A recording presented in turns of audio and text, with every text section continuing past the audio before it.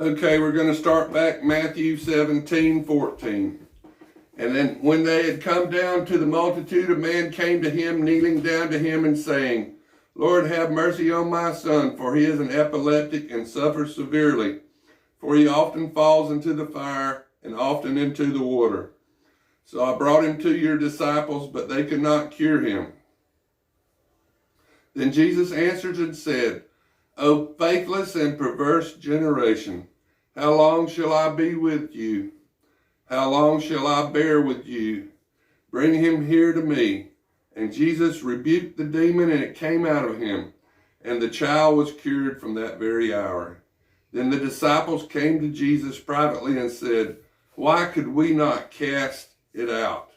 So Jesus said to them, Because of your unbelief, for assuredly I say to you, if you have the faith of a mustard seed, you will say to this mountain, Move from here to there, and it will move. Nothing will be impossible for you. However, this kind does not go out except by prayer and fasting. Now, while they were staying in Galilee, Jesus said to them, The Son of Man is about to be betrayed into the hands of men, and they will kill him. The third day he will be raised up. And they were exceedingly sorrowful. When they had come to Capernaum, those who received the temple tax came to Peter and said, Does your teacher not pay the temple tax? And he said, Yes. And when he had come into the house, Jesus anticipated him, saying, What do you think, Simon? From whom do the kings of the earth take customs or taxes? From their sons or from strangers? Peter said to him, From strangers. Jesus said to him, Then the sons are free. Nonetheless, lest we offend them, go to the sea, cast in a hook, and take the fish that comes up first. And when you have opened its mouth, you will find a piece of money.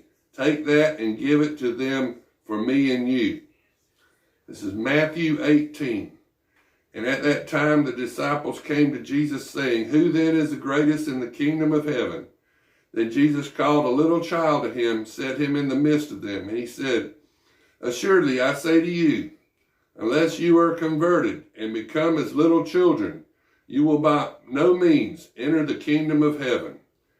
Therefore, whoever humbles himself as a little child is the greatest in the kingdom of heaven. The humble and the meek. Whoever receives this one little child like this in my name receives me. But whoever causes one of these little ones who believe in me to sin, it would be better for him if a millstone were hung around his neck and he were drowned in the depths of the sea. Woe to the world because of offenses, for offenses must come, but woe to that man to whom the offenses come. If your hand or foot causes you to sin, cut it off and cast it from you. It is better for you to enter into the life lame or maimed rather than having 2 hands or 2 feet to be cast into the everlasting fire. And if your eye causes you to sin, pluck it out and cast it from you. It is better for you to enter into life with 1 eye rather than having 2 eyes, to be cast into hell fire. Take heed that you do not despise one of these little ones. For I say to you that in heaven their angels always see the face of my Father who is in heaven. For the Son of Man has come to save that which is lost. What do you think? If a man has 100 sheep and one of them goes astray, does he not leave the 99 and go to the mountains to seek the one that is straying?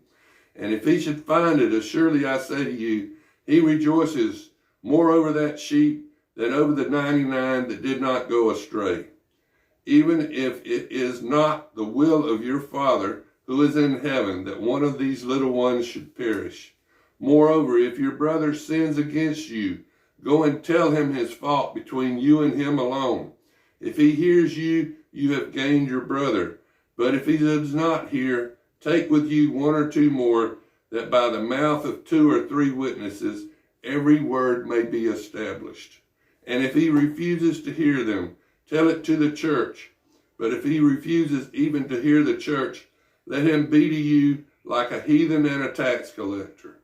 Assuredly I say to you, whatever you bind on earth will be bound in heaven, and whatever you loose on earth will be loosed in heaven.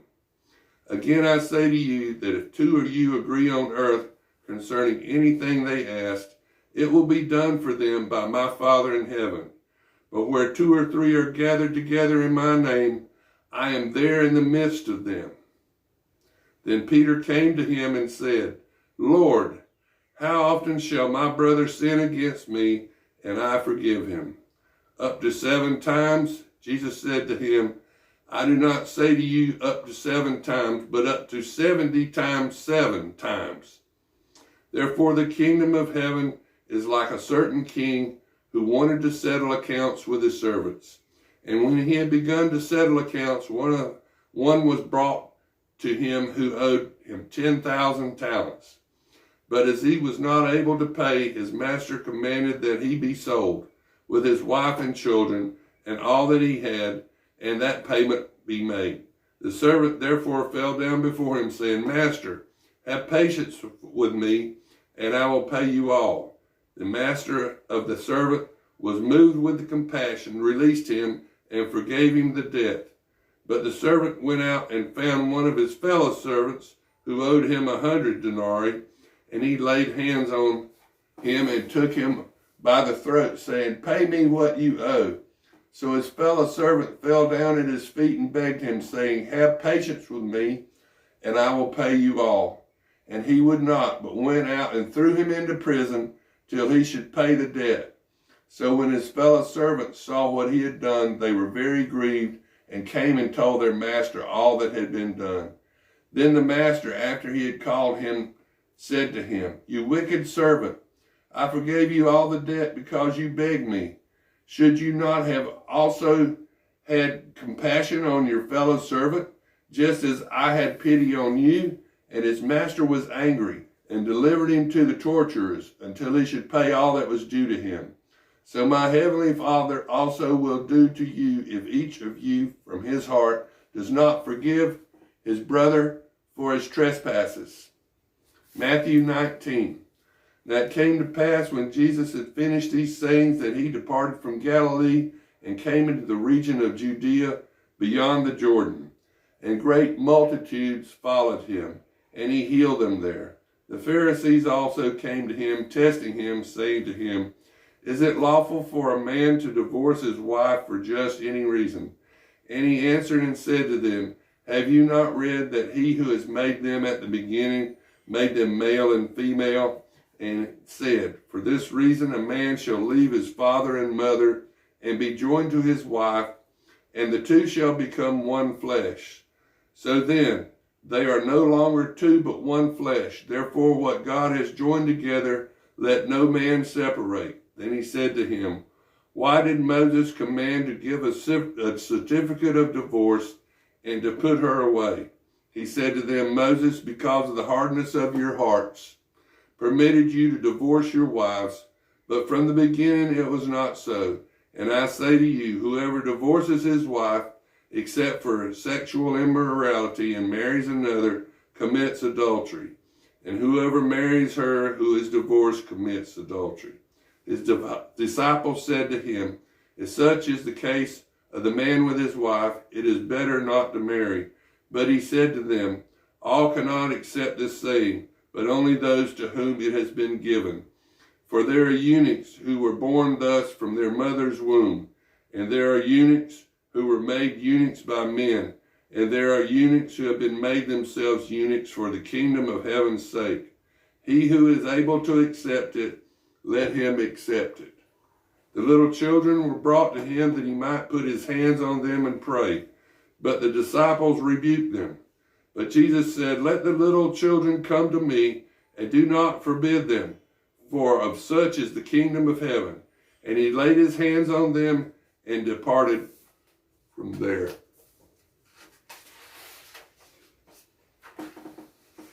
Now behold, one came and said to him, Good teacher, what good thing shall I do that I may have